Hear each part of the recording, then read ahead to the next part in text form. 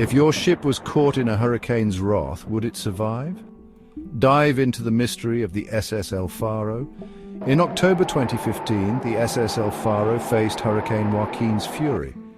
Picture this: 20 to 40-foot swells, winds over 80 knots, and a desperate crew fighting for survival. Captain Davidson's crucial errors, relying on outdated weather reports and underestimating the storm, sealed the fate of the ship and its 33 crew members. An open scuttle let water flood in, leading to a devastating hull breach.